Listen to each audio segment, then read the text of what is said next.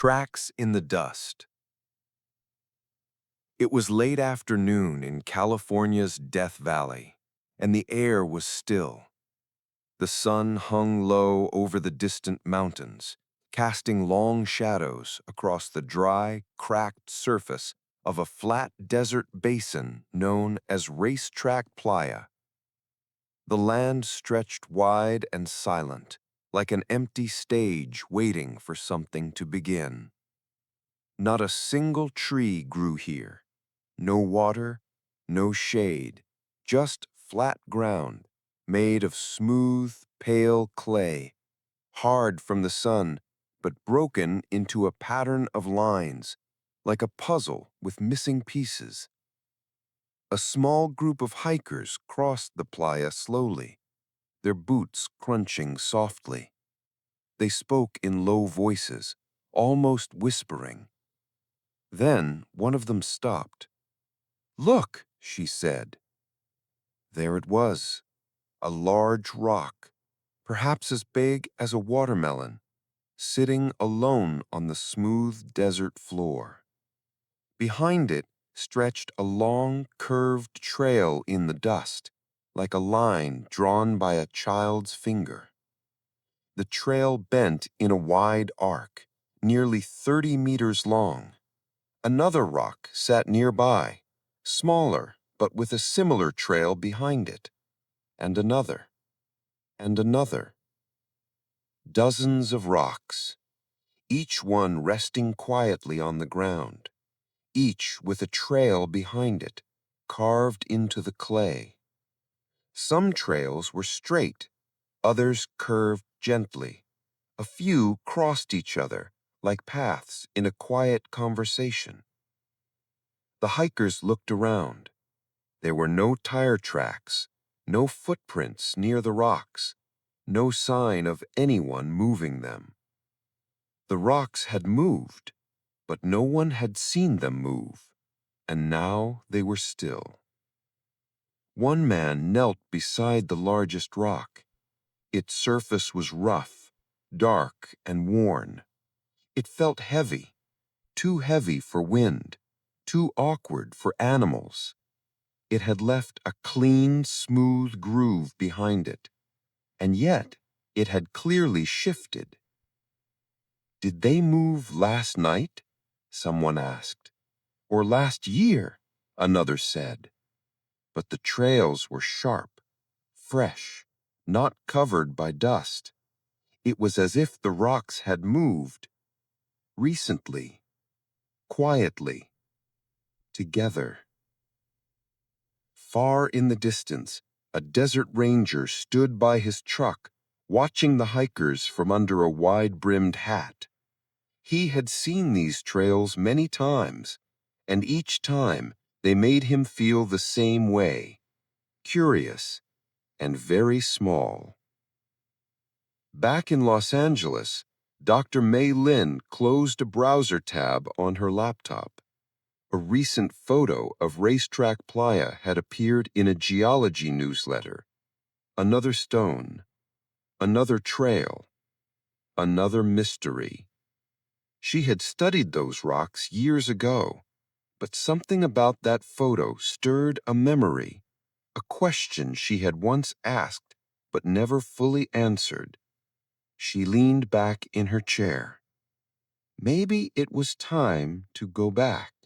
A geologist returns. The road into Death Valley was long and quiet, stretching between golden hills and dry salt flats. Dr. Mei Lin drove with the windows down, letting in the warm desert wind. It smelled like dust and stone, dry and sharp. She had last been here 12 years ago as a graduate student. Back then, the moving rocks of Racetrack Playa were just a mystery in a textbook, something strange and unproven. She had come with 2 professors and a dozen classmates. They'd taken notes, placed markers, measured trails. But in the end, they had left with more questions than answers. Now she returned alone, not as a student, but as a geologist with years of fieldwork behind her. And yet, this place still made her feel like a beginner. She arrived late in the afternoon. The ranger station was small and quiet. An old pickup truck sat out front, dusty and sun-bleached. A man in a tan shirt leaned against the doorframe, sipping from a tin cup. "You're the geologist?" he asked as she stepped out of her car. "I am. Maylin." He smiled. "Ranger Tomas Alvarez. I've been watching these rocks for almost 20 years. She shook his hand. "Then maybe you've seen something I haven't. Maybe. Or maybe they've just been waiting for you." That evening, May pitched her tent near the edge of the playa. As the sun dropped, the colors changed. Orange, pink, and finally deep blue. The wind slowed. The earth cooled. She walked to the center of the flat, her boots leaving faint prints. The rocks were there. Dozens of them, still, waiting. Some with trails stretching far behind them, some clustered near others. It felt, in a strange way, like walking through a frozen migration, one that no human had witnessed.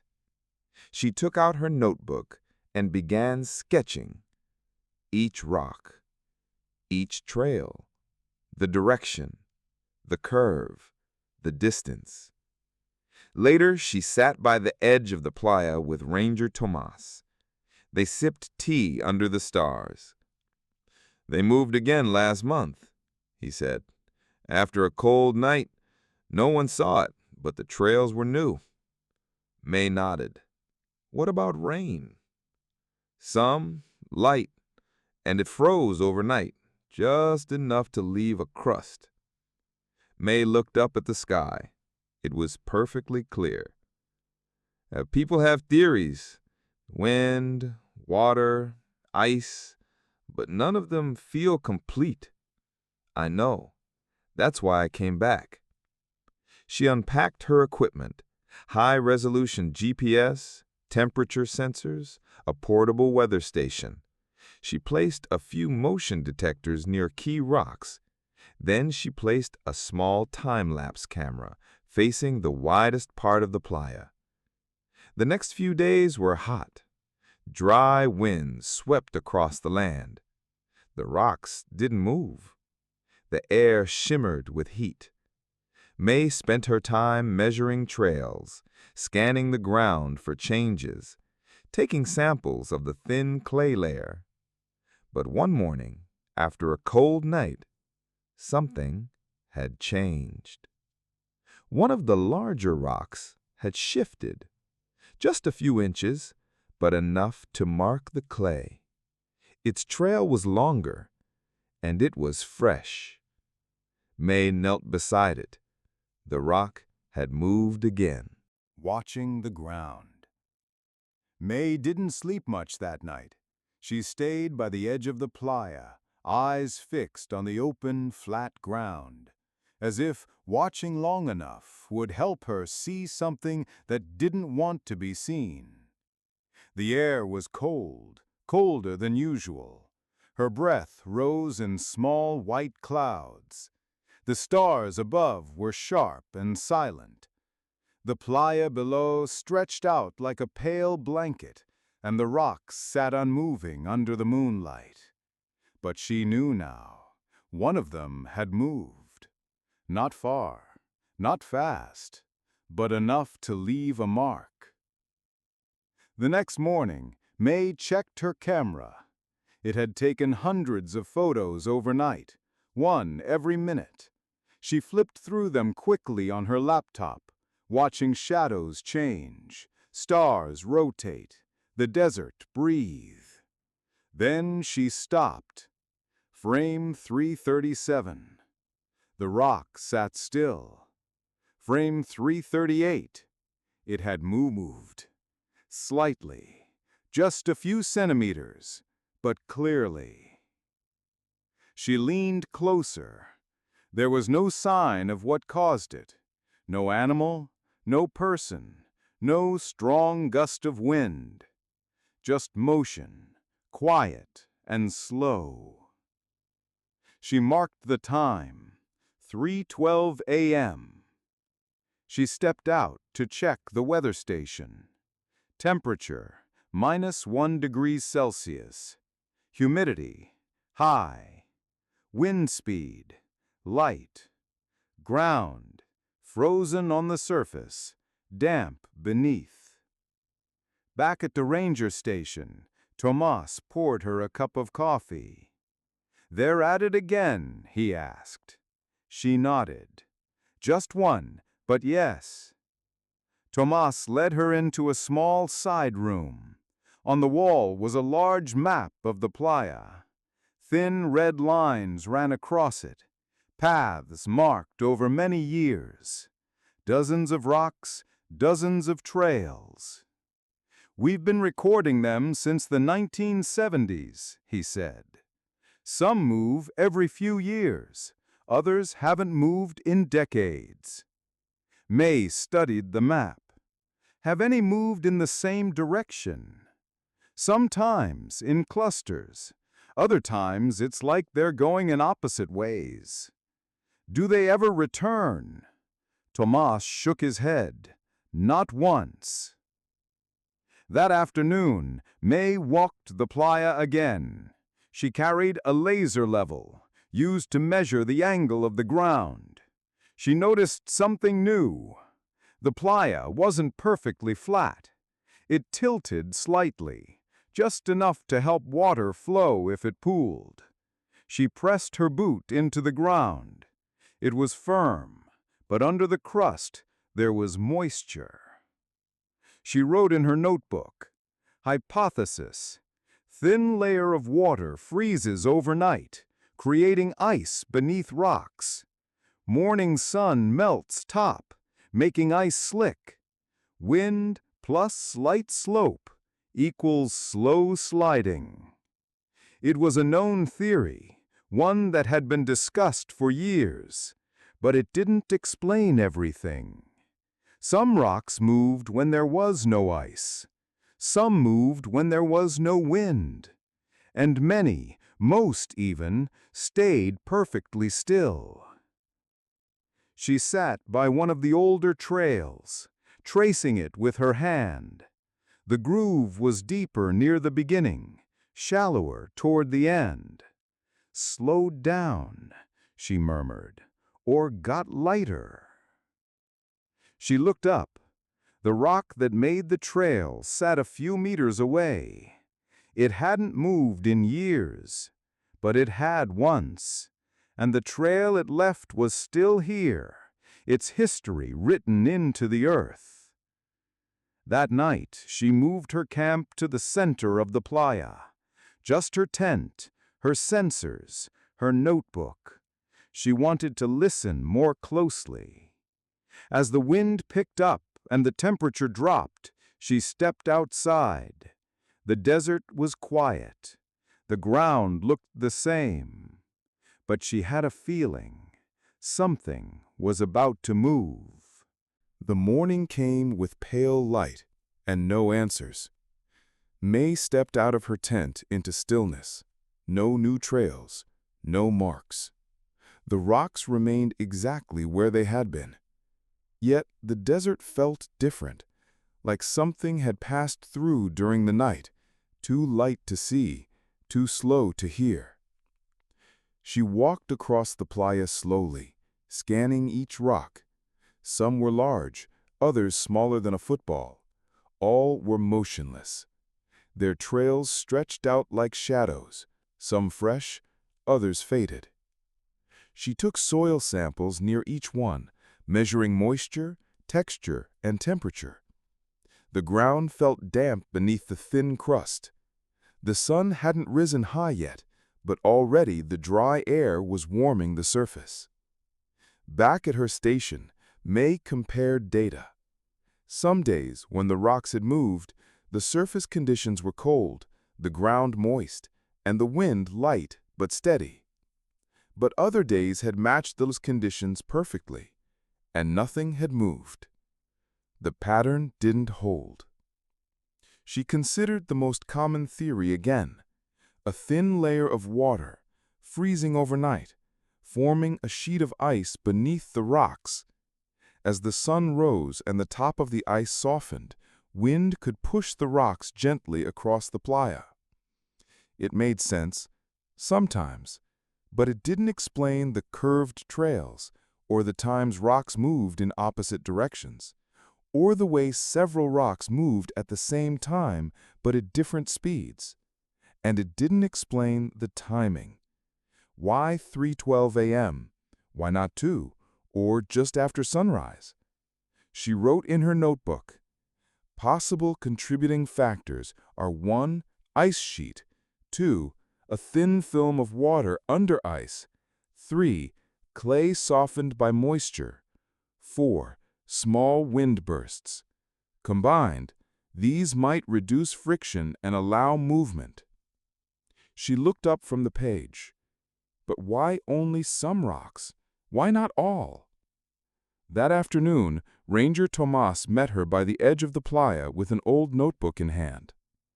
These were written by a ranger named Hale back in the 1880s. He camped out here for months. May flipped through the yellowed pages. Hale had detailed weather logs, soil descriptions, even drawings of trails. In one entry, he wrote, "I sat still for 3 hours. I felt the rock move before I saw it, like the earth exhaled." May looked up. Felt it? Tomas nodded. Some people say that. I haven't. She returned to her tent early. That night was cold again, still, no wind, just a low hum in the air, like tension before a note is played. She lay awake thinking, what if the movement wasn't about force, but about timing? What if the rocks didn't move because something pushed them, but because the world aligned in just the right way? Temperature, texture, slope, silence. She wrote, movement may be the result of rare balance, not force. At 3 a.m., she stepped outside. Frost sparkled on the ground.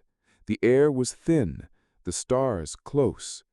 She stood near a large rock with a wide, shallow trail behind it. She watched and waited. No wind came, no sound. But then, slowly, almost invisibly, the rock shifted.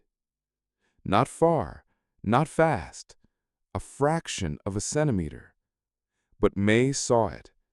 It moved, and nothing had touched it. Her breath caught.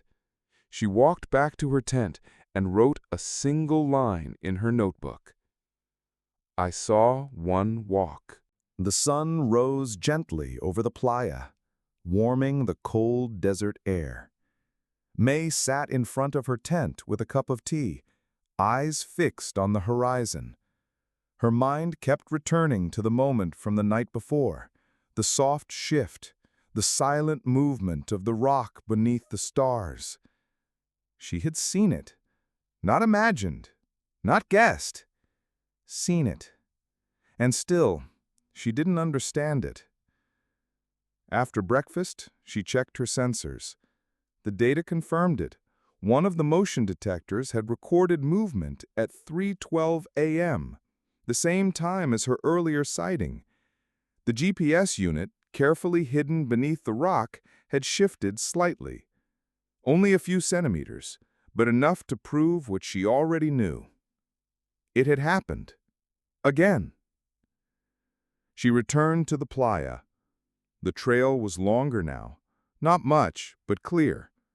The clay surface had a smooth line carved into it, gentle and uninterrupted. But it wasn't just one rock. Another, smaller one nearby had also moved. It had created a curved track, like a question mark drawn into the earth. And not far from that, a third had rotated, its sharp edge now pointing in a new direction. 3 rocks, one night, No wind, no obvious trigger. May walked slowly, notebook in hand, pausing to study each trail. She noticed something subtle. Each movement had occurred in slightly different conditions. One in deeper frost, one in thinner clay, one on a patch where the soil had dried slightly faster than the rest. Each had its own reason for moving. Each had waited for its own moment. That afternoon, Tomas met her at the ranger station. "I saw the move," she told him. He didn't look surprised. "It happens," he said, "but not often." May paused. "Why do you think they move when no one's looking?" Tomas leaned back in his chair. "Maybe they're like us. Maybe they wait for silence." She smiled. "Or maybe we're just too loud to notice." That evening, the temperature dropped quickly. The stars returned, clear, sharp, endless. May walked out alone. No tools, no sensors, just her notebook and a flashlight.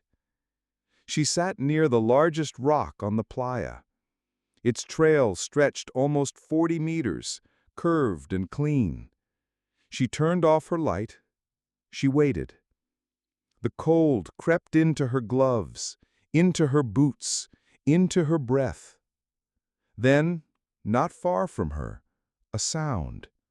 Not a crack, not a thump, just a soft sliding noise, like the edge of something smooth passing over damp paper. She turned slowly. Another rock had shifted. No warning, no signal, just movement. May didn't reach for her notebook, not right away.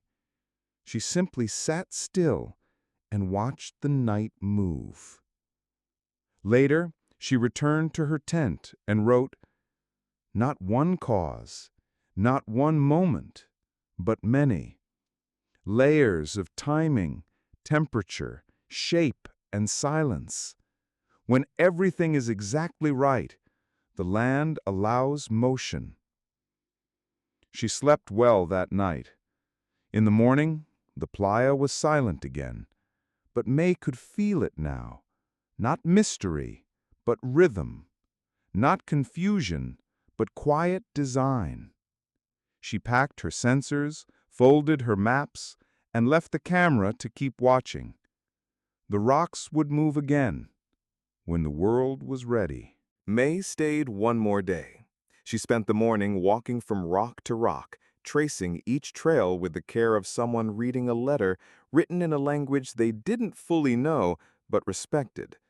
The sun was higher now, the frost gone. The surface of the playa was dry again, and the trails were harder to see. But they were still there, some short and sharp, others long and curling, each one the result of conditions aligning just right, not forced, not random, but natural. The rocks didn't roll downhill or tumble with storms. They glided, slowly and quietly, across a flat valley that rarely changed. She met Tomas one last time before leaving. He stood by his truck, arms crossed, watching the flat plain with the same quiet attention as before. "You headed out?" he asked. May nodded. "For now." "You think you figured them out?" She looked at the wide land, the wind stirring the dust, the rocks resting where they had chosen to stop. "I don't think it's about figuring them out," she said. "I think it's about learning to pay attention." He nodded. "They teach you patience, don't they?" "They do." Back at her tent, May packed slowly.